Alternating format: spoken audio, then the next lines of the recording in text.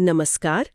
आज हमारे पास कक्षा 8 के विज्ञान के कुछ नोट्स हैं जो हमें प्रकृति की दो सबसे शक्तिशाली घटनाओं पर वापस सोचने का मौका दे रहे हैं। बिजली का कड़कना और भूकंप। हाँ, बिजली का कड़कना और भूकंप का आना।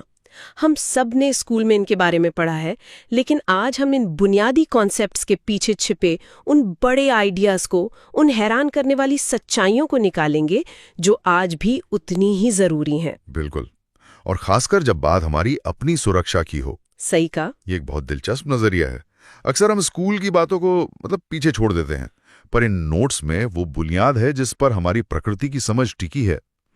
तड़ित और भूकंप दोनों ही ऊर्जा के जबरदस्त प्रदर्शन हैं, एक आसमान में तो दूसरा हमारे पैरों के नीचे। और इन दोनों को समझना हमें सिखाता है कि हम इन विशाल ताकतों के सामने कितने छोटे हैं, पर विज्ञान की मदद से कितने तैयार हो सकते हैं। तो चलिए आसमान से ही शुरू करते हैं। नोट्स हमें सीधे तड़ित यानी लाइटनिंग पर ले जाते हैं। पहली ही लाइन में एक बड़ी सरल सी तुलना की गई है कि जैसे ढीले बिजली के तार से चिंगारी निकलती है, तड़ित उसी का एक बहुत विशाल रूप है। ये सोचना ही कमाल है। हाँ, और इसी सादगी में इसका सार छिपा है। नोट्स कहते हैं कि तड़ित विद्युत आवेश के एकत्रित होने से पैदा होती है। अच्छा। बस यही एक लाइन पूरे खेल को समझा देती है। सारा मामला इलेक्ट्रिक चार्ज के जमा होने और फिर अचानक डिस्चार्ज हो जाने का है। और इसका इतिहास तो और भी दिलचस्प है। नोट्स हमें 600 ईसा पूर्व में प्राचीन यूनानियों तक ले जाते हैं। हाँ, उन्होंने देखा कि एम्बर नाम के एक पत्थर जैसे पदार्थ को फर से रगड़ने पर वो बालों जैसी हल्की चीजों को खींचने लगता है। मतलब इंसान हजारों सालों से इस अदृश्य शक्ति को देख रहा था, बस समझ नहीं पा रहा था। और फिर 1752 में आए बेंजामिन फ्रैंकलिन। वो पतंग वाला प्रयोग। हाँ, वही। वो बात तो सोचने में भी अजीब लगती है। आज कल्पना करना भी मुश्किल है कि कोई गरजते बादलों के बीच पतंग उड़ाकर यह साबित करने निकल पड़े कि आसमान में कड़कने वाली अरबों वॉट की बिजली और हमारे ऊनी स्वेटर से निकलने वाली नन्ही सी चिंगारी असल में एक ही चीज है। बिल्कुल, ये सिर्फ एक प्रयोग नहीं था, ये प्रकृति की सबसे बड़ी ताकतों में से एक को समझने की पहली सीढ़ी थी। तो ये जो आवेश या चार्ज है जिसकी वजह से ये सब होता है, ये आता कहाँ से है? नोट्स हमें बिल्कुल बेसिक पर ले जाते हैं। रगड़ द्वारा आवेशन, चार्जिंग बाय रबिंग। हाँ, वही उदाहरण जो हम सब ने स्कूल में किया है कि प्लास्टिक की कंघी को सूखे बालों से रगड़ो तो वो कागज के टुकड़े उठाने लगती है। और ये उदाहरण जितना सरल लगता है उतना ही गहरा है। यही साधारण सा सिद्धांत जब लाखों करोड़ों गुना बड़े पैमाने पर बादलों में होता है, जहां हवा, पानी और बर्फ के कण एक दूसरे से बेतहाशा रगड़ खाते हैं, तो वो शहर की बिजली गुल कर देने वाली ताकत बन जाता है। सही बात। नोट्स में एक टेबल भी है। वो दिखाती है कि कैसे रिफिल को पॉलीथीन से या गुब्बारे को ऊनी कपड़े से रगड़ने पर वे तावेशित हो जाते हैं। पर स्टील का चम्मच नहीं होता। हाँ, क्योंकि धातु उस चार्ज को अपने अंदर बहने का रास्ता दे देती है, उसे एक जगह जमा नहीं होने देती। अच्छा, तो ये थोड़ा उलझा हुआ है। अगर रगड़ने से सिर्फ चार्ज पैदा होता तो दो आवेशित गुब्बारे एक दूसरे को दूर क्यों धकेल रहे हैं, जैसा चित्र में दिखाया गया है? जबकि एक आवेशित गुब्बारा और कंघी एक दूसरे को खींच सकते हैं। इसका मतलब है कि चार्ज सिर्फ एक तरह का नहीं हो सकता। हाँ, और यहीं पर विज्ञान दिलचस्प हो जाता है।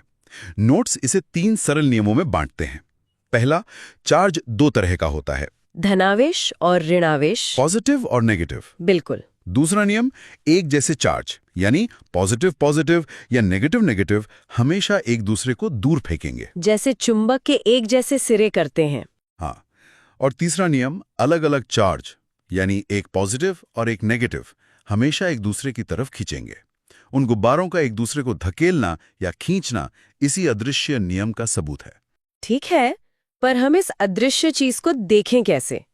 मतलब कैसे पता करें कि किसी चीज पर चार्ज है भी या नहीं? इसके लिए भी नोट्स में एक जुगाड़ है, विद्युतदर्शी यानी इलेक्ट्रोस्कोप। हाँ, चित्र में एक बोतल के अंदर पेपर क्लिप से एल्यूमिनियम फॉइल की 2 पतली पत्तियां लटकाई गई हैं। ये तो कोई भी घर पर बना सकता है। बिल्कुल। और ये इसकी खूबसूरती है। ये एक बहुत ही सरल लेकिन शानदार डिवाइस है जो हमें अदृश्य को देखने की ताकत देती है। इसकी कार्यप्रणाली बहुत सीधी है। अच्छा, कैसे? जैसे ही आप कोई चार्ज की हुई चीज, मान लीजिए वही कंघी, पेपर क्लिप से छुआते हैं तो उसका चार्ज क्लिप से होता हुआ उन दोनों एल्यूमिनियम की पत्तियों तक पहुंच जाता है। और चूंकि दोनों पत्तियों पर एक ही जैसा चार्ज आया है, तो दूसरे नियम के मुताबिक वे एक दूसरे को प्रतिकर्षित करती हैं और वी शेप में फैल जाती हैं। तो पत्तियों का फैलना ही इस बात का सबूत है कि कंघी पर चार्ज था। बिल्कुल। इसी से जुड़ा एक और कॉन्सेप्ट है भूसंपर्कन, जिसे हम आम भाषा में अर्थिंग कहते हैं। नोट्स में लिखा है कि यह किसी आवेशित वस्तु से आवेश को पृथ्वी में भेजने की प्रक्रिया है। इसे थोड़ा आसान बनाते हैं। अर्थिंग को आप बिजली के लिए एक सेफ्टी वॉल्व या इमरजेंसी एग्जिट समझ सकते हैं। Emergency exit? हाँ, अगर किसी उपकरण में कोई एक्स्ट्रा चार्ज जमा हो जाए तो वो इंसानी शरीर जैसे मुश्किल रास्ते से गुजरकर झटका देने के बजाय अर्थिंग तार के जरिए सबसे आसान रास्ता पकड़कर सीधे जमीन में चला जाता है। ओह, तो हमारी पृथ्वी उस सारे एक्स्ट्रा चार्ज को सोख लेती है। हाँ, समुद्र की तरह ये एक बहुत ही सरल सुरक्षा तंत्र है जो जाने बचाता है। चलिए अब उस हिस्से पर आते हैं जिसका मुझे इंतजार था। असल में बादलों के अंदर होता क्या है? नोट्स इसे तड़ित की कहानी कहते हैं। और चित्र को देखकर ये किसी एक्शन फिल्म से कम नहीं लगती। एक तरफ बादल के ऊपरी हिस्से में प्लस चार्ज है, निचले हिस्से में माइनस, और नीचे जमीन पर फिर से प्लस चार्ज जमा है। यह असल में एक बहुत ही नाटकीय प्रक्रिया है। नोट्स इसे 4 चरणों में समझाते हैं। पहला, तूफान में हवा और पानी की बूंदों में जबरदस्त उथल-पुथल होती है। हवा ऊपर जाती है, पानी नीचे आता है। हाँ। दूसरा, इसी रगड़ और टकराव से चार्ज अलग हो जाता है। हल्के पॉजिटिव कण ऊपर चले जाते हैं और भारी नेगेटिव कण बादल के निचले हिस्से में जमा हो जाते हैं। और तीसरा, जमीन पर इसके असर से पॉजिटिव चार्ज खिंचकर जमा हो जाता है। तो अब आपके पास 3 परतें हैं, पॉजिटिव, नेगेटिव और फिर पॉजिटिव, एक विशालकाय सैंडविच बैटरी की तरह। और चौथा चरण ही फिनाले है। हाँ, जब बादल के निचले हिस्से में नेगेटिव चार्ज और जमीन के पॉजिटिव चार्ज की मात्रा इतनी ज्यादा हो जाती है कि उनके बीच की हवा भी उसे रोक नहीं पाती। हवा, जो आम तौर पर बिजली की कुचालक होती है, वो भी हार मान लेती है। और एक जबरदस्त इलेक्ट्रिक डिस्चार्ज होता है। प्लस और माइनस चार्ज का मिलना ही वो बिजली की चमकीली धारी है जिसे हम देखते हैं। और जो गर्ज होती है, वो इस प्रक्रिया में हवा के अचानक गर्म होकर फैलने से जो शॉकवेव पैदा होती है, वही बादलों की गरज है। इसीलिए हमें बिजली पहले दिखती है और आवाज बाद में आती है। बिल्कुल। प्रकाश की गति ध्वनि से बहुत तेज है। ये सब जानना रोमांचक है, पर डरावना भी। तो अब सबसे जरूरी सवाल पर आते हैं, इससे बचें कैसे? नोट्स में घर के बाहर की सुरक्षा के लिए कुछ असुरक्षित स्थान बताए गए हैं। खुला मैदान, ऊंचे पेड़, यहाँ तक कि छाता लेके चलना भी मना है। ये छाते वाली बात थोड़ी अजीब लगती है। ये एक बहुत अच्छा सवाल है, क्योंकि ये हमारे कॉमन सेंस के खिलाफ जाता है। लेकिन यहाँ भौतिकी का नियम काम करता है। बिजली, कह सकते हैं, आलसी होती है। आलसी? हाँ, वो हमेशा जमीन तक पहुंचने का सबसे छोटा और सबसे आसान रास्ता चुनती है। अब सोचिए, एक खुला मैदान, उसमें एक अकेला इंसान, और उस इंसान के हाथ में एक धातु की रॉड वाला छाता। तो आप खुद बिजली के लिए एक टारगेट बन जाते हैं। बिल्कुल। यही वजह है कि खुले मैदान में लेटने की बजाय सिमट कर घुटनों के बल सिर झुकाकर बैठने की सलाह दी जाती है।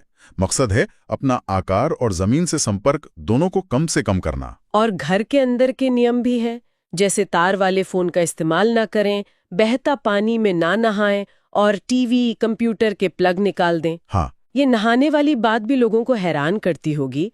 क्या घर के अंदर पाइप में बहता पानी भी आसमान की बिजली को खींच सकता है? इसकी संभावना होती है। हाँ, अगर बिजली घर के आसपास कहीं गिरती है तो वो चार जमीन और घर की वायरिंग के साथ साथ प्लम्बिंग के धातु पाइपों से भी गुजर सकता है। अच्छा। अगर आप उस वक्त शावर में हैं तो पानी और धातु के पाइपों के जरिए वो चार्ज आप तक पहुंचने का एक रास्ता बना सकता है। ये दुर्लभ है, पर खतरा वास्तविक है। इसीलिए सावधानी बरतने की सलाह दी जाती है। बिल्कुल। इमारतों को बचाने के लिए तड़ित चालक यानी लाइटनिंग कंडक्टर का इस्तेमाल होता है। हाँ, एक बहुत ही सरल और प्रभावी तकनीक है। एक धातु की छड़ इमारत के सबसे ऊंचे हिस्से पर लगाकर उसे एक मोटे तार से जमीन में गहराई तक दबा दिया जाता है। एकदम सही। इसे आप इमारत के लिए एक वीआईपी रास्ता या निजी बॉडीगार्ड समझ सकते हैं। ये बिजली से कहता है, इस बिल्डिंग को नुकसान पहुंचाने की जरूरत नहीं है, मैं तुम्हें जमीन तक जाने का एक सुरक्षित एक्सप्रेसवे देता हूं। तो सारा विनाशकारी चार्ज इमारत को छुए बिना सुरक्षित जमीन में चला जाता है। हाँ, एक बहुत ही सरल लेकिन शानदार आविष्कार। तो तड़ित में हमने देखा कि कैसे वायुमंडल में ऊर्जा का जबरदस्त जमाव और फिर उसका अचानक निकलना कितनी बड़ी घटना को जन्म देता है।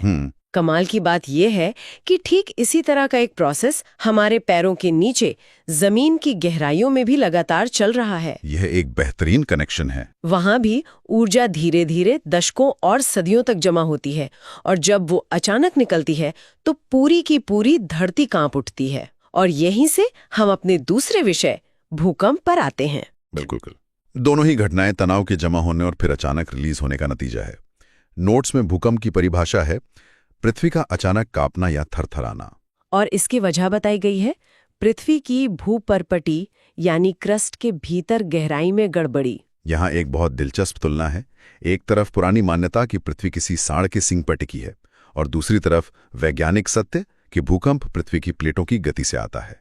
और सबसे बड़ी बात जो नोट्स में लिखी है वो ये कि बाढ़ या तूफान के विपरीत भूकंप की भविष्यवाणी संभव नहीं है। हाँ, यह आज भी विज्ञान के सामने सबसे बड़ी चुनौतियों में से एक है। नोट्स हमें पृथ्वी की संरचना का एक चित्र दिखाते हैं। सबसे बाहर पतली सी परत भूपर्पटी, फिर मैंटल, फिर बाहरी क्रोड और सबसे अंदर आंतरिक क्रोड। और ये पूरी भूकंप की कहानी उस सबसे पतली बाहरी परत यानी क्रस्ट में ही होती है जिस पर हम रहते हैं। सही बात।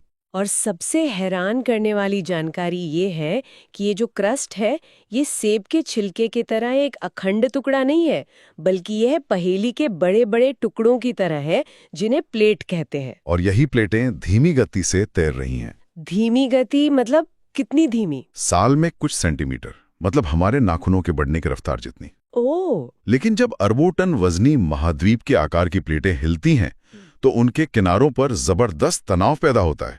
आप इसे एक लकड़ी के स्केल को धीरे धीरे मोड़ने जैसा समझ सकते हैं। अच्छा। आप मोड़ते जाते हैं, ऊर्जा जमा होती जाती है और फिर अचानक एक बिंदु पर कट करके वो टूट जाता है और सारी जमा ऊर्जा एक झटके में निकल जाती है। तो प्लेटों का टकराना या एक दूसरे से रगड़ना ही वो मोड़ना है और उस ऊर्जा का निकलना ही भूकंप है। बिल्कुल। भारत के नक्शे पर कुछ भूकंपीय क्षेत्र यानी सिस्मिक जोन दिखाए गए हैं, जिसमें कश्मीर, पूरा हिमालय का क्षेत्र, गुजरात का कच्छ और उत्तर पूर्व के राज्य गहरे लाल रंग में है। ये सबसे ज्यादा खतरनाक इलाके हैं। हाँ। इन क्षेत्रों को भ्रंश क्षेत्र या फॉल्ट जोन भी कहते हैं।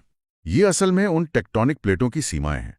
ये वो जगह हैं जहां प्लेटों के बीच का तनाव सबसे ज्यादा जमा होता है और जहां भूकंप आने की संभावना सबसे अधिक होती है। हाँ, हमारा पूरा हिमालय पर्वत इसी इंडियन प्लेट के यूरेशियन प्लेट से टकराने की वजह से बना है।